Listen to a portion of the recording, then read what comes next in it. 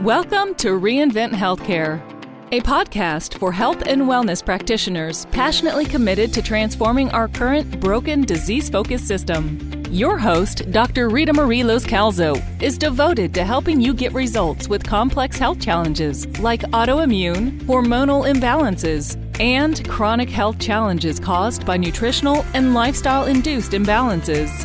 Here's your host, Dr. Ritamarie.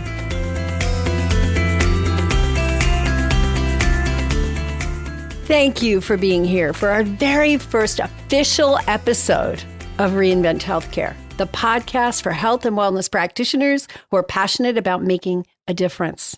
I'm Dr. Ritamarie Loscalzo, and the topic that we're going to do a deep dive into today is one that is near and dear to my heart, not only because it has affected me personally with my own health, it's also affected family members.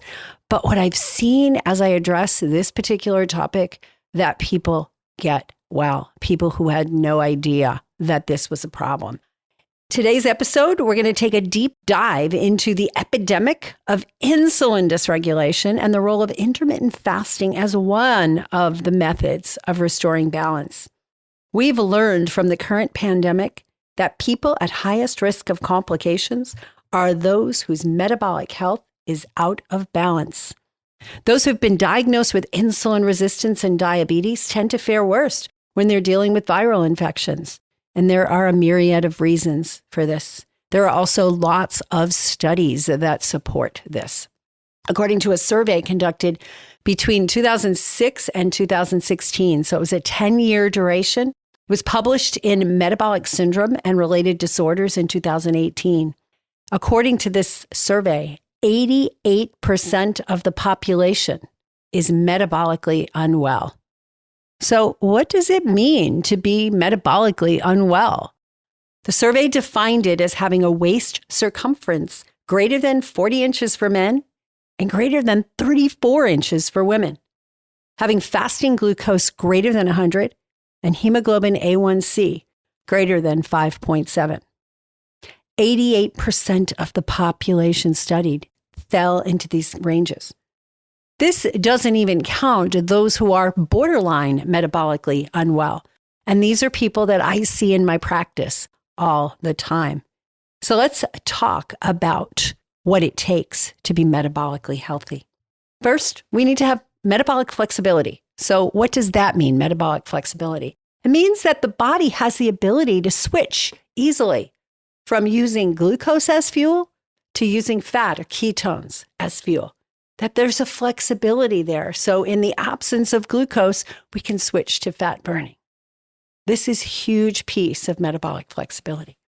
Another thing we need for metabolic health is to have healthy mitochondria that produce lots of ATP for fuel.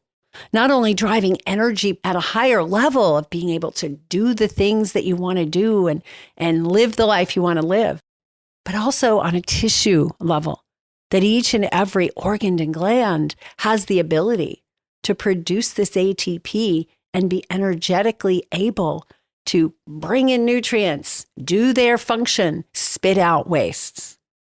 Another thing that's really important, and this might be a new concept, is insulin-resistant fat cells. And this may sound confusing because we talk about insulin resistance as a bad thing. We don't want insulin resistance. We want insulin to be able to carry glucose into the cells freely. But if the cells are resistant, they can't. But we want fat cells to be insulin resistant. And as you think about that, it might start to make sense, right? Because what happens typically is as the cells become insulin resistant, fat cells get bigger and bigger and bigger because we can't get the sugar into the cells, the metabolically active cells, and they get stored in fat. So a nice thing is to have insulin resistant fat cells and also insulin sensitive muscle cells, liver cells, organ and gland cells. So these are definitions of metabolic health. And as I just said, 88% of the population is considered metabolically unwell. No wonder we have the epidemics of so many diseases these days. Autoimmune disease, diabetes, cancer, heart disease. to say nothing of the acute viral infections that are becoming pandemic or have become pandemic over the last 2 years. Insulin is said to be an anabolic hormone. I'm sure you've heard that before, meaning that it causes the deposition of fat and protein into cells. But recent research suggests that insulin is not necessarily anabolic. It's just anti-catabolic. It stops the breakdown of fat. It puts the brakes on the breakdown of fat. So what exactly does insulin do? Let's review that, and why is it so important? Well, for starters, as we know, it opens the gates on cells to let the glucose in. Without the escort of insulin, glucose can't get into the cells and be converted into ATP and energy. It also opposes another hormone produced in the pancreas called glucagon. And you can think about insulin and glucagon as opposing factors. Insulin helps to keep the blood sugar down. It takes the glucose, puts it into the cells. But glucagon is triggered when the glucose goes too low, and it stimulates gluconeogenesis, the finding of glucose in stores in the body. Insulin inhibits gluconeogenesis. Hey, right? We don't need to find stored glucose when we already have plenty in the bloodstream from the meal that was just eaten. Insulin inhibits the gluconeogenesis in the liver, and it inhibits the release of glucagon in the pancreas. That makes sense, right? We need to have this balance in the body. Insulin inhibits catabolic activity in peripheral tissue and acts as a signaling molecule. So we don't get breakdown of fat whenever insulin is high, is elevated. And it's considered the number one fat storage hormone.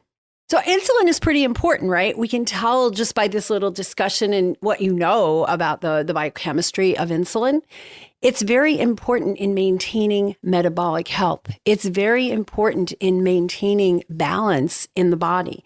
It's very important for just about every other function in the body. And it's so overlooked. It's not usually considered by most Western trained doctors for sure, but even a lot of holistic doctors and more functional doctors really don't look at the importance of getting insulin under control and in balance. Insulin is a key hormone. I kind of consider it the queen of hormones. So controlling insulin sensitivity and maintaining healthy blood sugar levels, it involves more than just skipping eating sugar. You know, a lot of us tell our clients, of course, we tell them, don't eat sugar, stop eating processed sugar. But it's way more than just what we eat and just about the sugar. Yes, that's super important. But there are lots of doctors who claim that fat intake reduces insulin sensitivity. But there's evidence that disputes that. According to a study published in 2016 in Biochemical Journal, low-fat diets can contribute to insulin resistance and obesity because the saturated fat tends to lead to insulin-resistant fat cells. So I think some of the confusion in that, saturated fat can cause insulin resistance. It can, but it's causing insulin resistance in the fat cells where we want it and not causing it in the muscle cells and the cells where we want insulin sensitivity. The other thing about saturated fat, it tends to lead to satiation. And when people are satiated after a meal, they don't tend to overeat. And we know that overeating contributes to insulin dysregulation, to insulin resistance, to blood sugars out of control. So there's a lot of importance here. And I really encourage you to work with your clients, work with your patients on getting their blood sugar under control, to getting their insulin under control, to getting them into a state of metabolic health. So what are some of the risks of having out of control insulin and out of control blood sugar? They're enormous. And we're not going to take the time to go into every one of these in detail in this podcast because there's just not the time. I could spend an hour on each of these topics. The risks are very important for you to be looking at because you're going to see these conditions in the patients and clients that you see.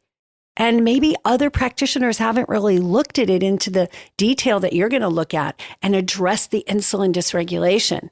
And you get to be the hero. So let's look at some of the conditions that are related to insulin dysregulation and blood sugar dysregulation. And these are some of the most common things that you're going to see in your practice, some of the most common things that people are going to present with that they need help with. Heart disease, right? Number one killer in the US anyway. And those blood vessels get damaged by the excess insulin. It's not just blood sugar that damages, it's the excess insulin that damages those blood vessels and can cause heart attacks and strokes and other things related to buildup of plaque and inability of those vessels to serve the tissues that they are to serve. So if you do a Google search on causes of sudden death from heart disease or sudden cardiac death, you're going to see insulin resistance as the top cause. It's the leading cause, and it's overlooked. And I truly believe that this is what killed my parents. They didn't have diagnosis of heart disease, but they had all the signs of insulin resistance and blood sugar dysregulation. Problems with the eyes, right? We know that end-stage diabetics, right? One of the biggest problems is retinopathy that can cause blindness. But those changes are happening throughout this process of metabolic dysregulation. Kidneys, we know that people that have diabetes long-term, they can end up having to have dialysis because of the kidneys fail. These changes are happening all along, not just after this person is diagnosed with diabetes. Neuropathies, right? We hear of peripheral neuropathies and people having amputations because they no longer feel their feet and they get injured and they get infections that the only way to get rid of them is to get rid of the limb. These are serious complications, and you need to be aware of how to get these under control in your client. We're going to talk in a couple minutes about some ways that you can do that. We have Alzheimer's disease. Alzheimer's is now called type 3 diabetes, insulin resistance in the brain. Exhaustion. People are coming in and saying, I'm tired all the time, no matter how much I eat. I'm hungry all the time. Thyroid dysfunction is related to insulin dysregulation and blood sugar imbalance. Gut dysfunction. We see a lot of folks who are dealing with imbalances in their gut, indigestion, heartburn, etc. And many of these can be linked to an imbalance in insulin and blood sugar. Inflammation's a big one. Insulin can cause the elevation of C-reactive protein. I've seen study after study connecting the C-reactive protein elevations to insulin dysregulation. People with lung infections, people with cardiac inflammation, all of these things can be related to insulin dysregulation. And finally, biggies, really biggies, cancer. And some of that's related to that C-reactive protein. Some of it's related to the glycosylation of tissue, cancer, and autoimmune diseases. These are chronic, these are epidemic, and a lot of people you see are going to be suffering from this, and nobody has looked at insulin and blood sugar dysregulation, and you get to do that. So it's a must to address this if you're working with people with any kind of chronic infection, chronic diseases, all the ones we just talked about, but also people with acute conditions, people with immune dysregulation, people who are suffering from viral infections and catching every cold that goes around. We must look at insulin and blood sugar dysregulation. We must be able to test in a way that's not what you learned in medical school, but is much more precise and much more preventative. In medical school, you learned to test the fasting glucose. And anybody that had a fasting glucose of above 120, 125 on 3 consecutive occasions, you could diagnose as diabetic. But what about all those years and decades before where this insulin and blood sugar is out of control? What can you do to test that? You were not taught likely to test hemoglobin A1C on just about everybody that came in the door. You were not taught to test insulin, except in diabetics who are taking insulin. Yet these are predictive, early indicators that you can tell when somebody's on this path, and you can help them get metabolically healthy. The other thing that you weren't taught, except for your diabetic patients, is to teach them to test their postprandial glucose. And even when you're taught that, you're not taught how to test it properly. You're told, Okay, test their fasting glucose and then test their glucose 2 hours after a meal. And if the fasting glucose 2 hours after a meal is 140 or below, they're probably fine. In reality, they're not fine. There's a lot of research that indicates that above 120, we start to get those peripheral neuropathies. We start to get those changes that lead to the long-term complications of diabetes. So I help people to measure their own glucose. And that's what you need to learn to do. Right now, continuous glucose meters are all the rage. I've been using those for years and wanting to use them for years before that, before they became easily available. But before that, I would just have people go down to the Walgreens and buy a little glucose meter for $15 and buy a bunch of strips and teach them how to test and find their peak. Find their peak after they eat a meal. Find what foods cause that peak to go higher than we want.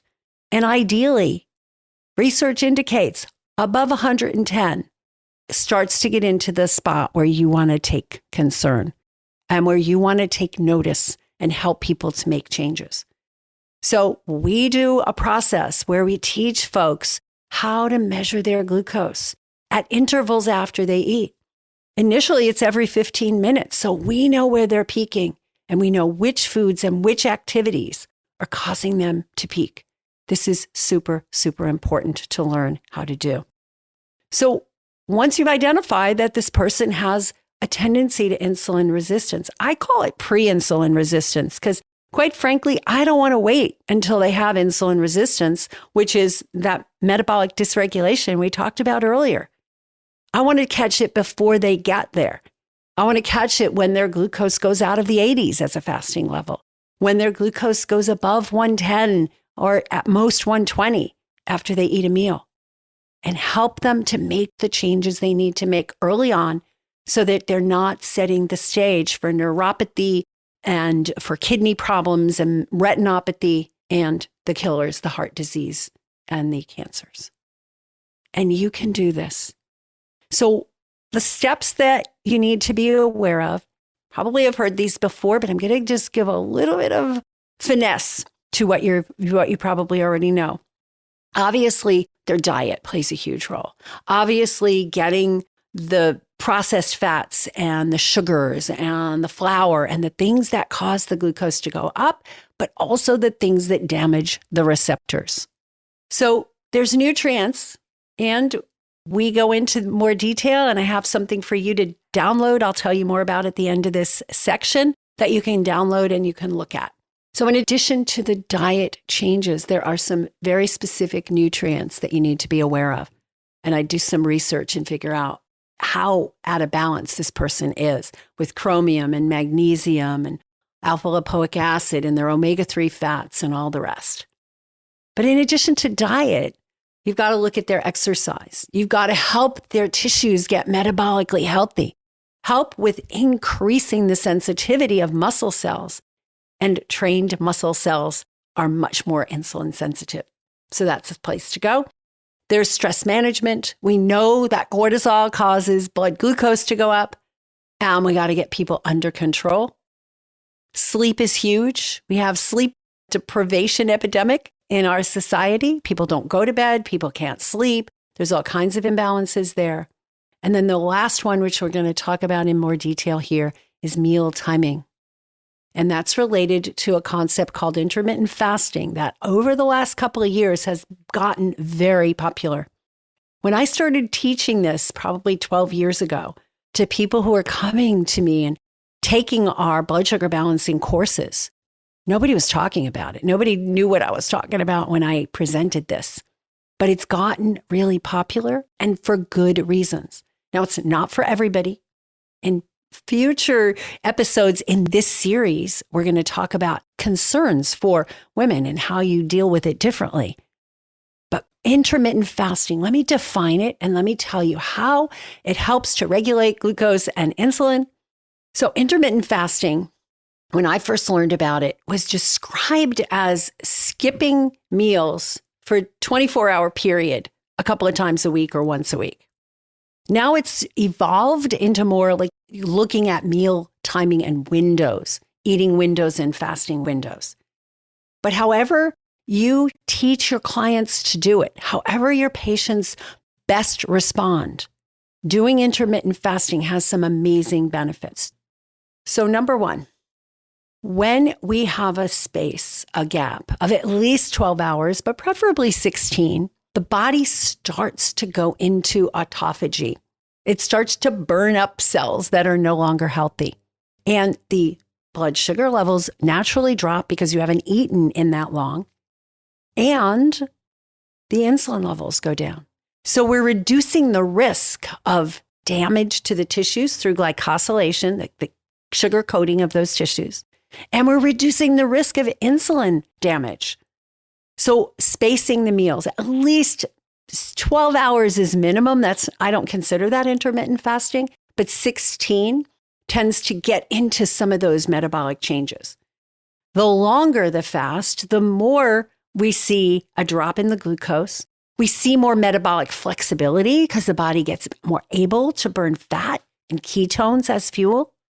And we start to repair damaged tissue in that time period. So insulin levels tend to go down. Blood sugar levels tend to go down when we've fasted for 16 hours or longer. So I encourage you to download a really great 18-page document that I put together, and we'll have the link in the show notes for you to download that. And it's got all the details you need to know about intermittent fasting and getting started with using that with your clients. Intermittent fasting, it tends to help people get into ketosis much more quickly if that's the goal. And if it's not, and there's contraindications, of course, you're working with each individual patient and you've got to look at what's good for them. So intermittent fasting is one of my favorite things to do. One of my favorite ways is having a 16-hour window every day. That works personally for me. Other people I know have an 18-hour window of fasting every day. I also like to include at least one day a week of a 24-hour fast. That doesn't mean you have to tell people not to eat. They can eat every day and have a 24-hour window. And that's the part that I have seen such dramatic changes.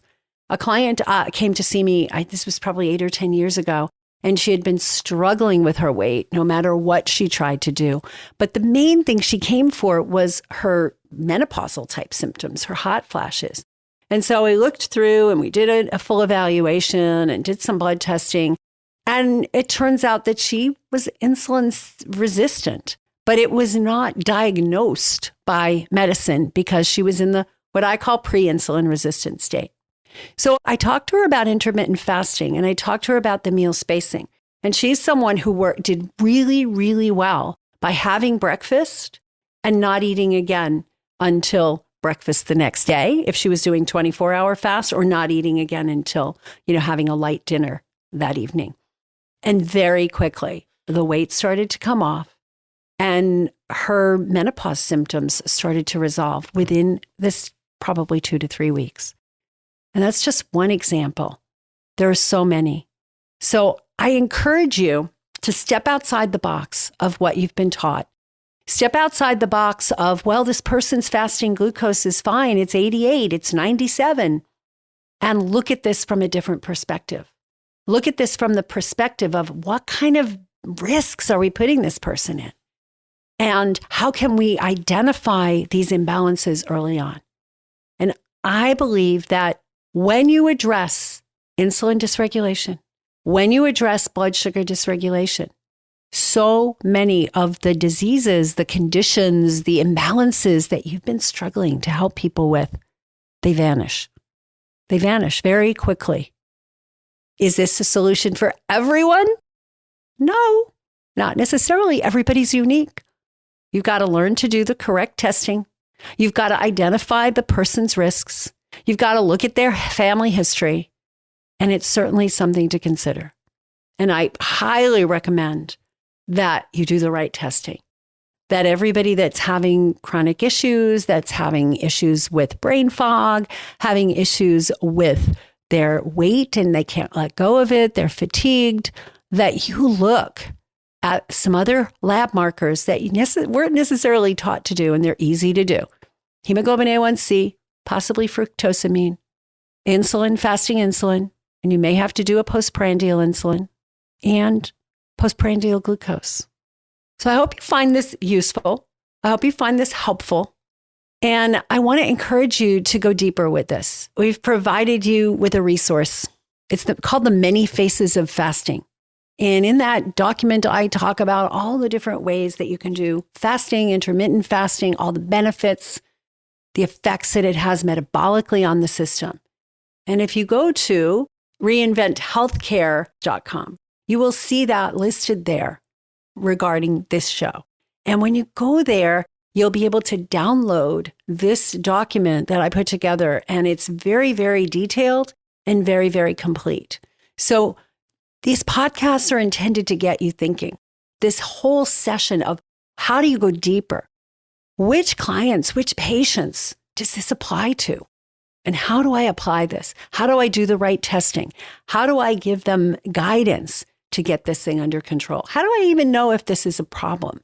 But when we look at the study that I quoted at the beginning, 88% of the population is considered metabolically unwell. Most of your clients and patients are going to benefit from you addressing the dysregulation of insulin and looking at intermittent fasting as one of the things that you do to help bring them back into balance. So thanks for being here, and I look forward to going deeper with this topic on our next shows. Thank you for listening to the Reinvent Healthcare podcast. Join the movement of practitioners that are guiding people to actually get well rather than covering up their symptoms. Connect with us at reinventhealthcare.com to access resources and tools that will empower you to create a thriving health practice.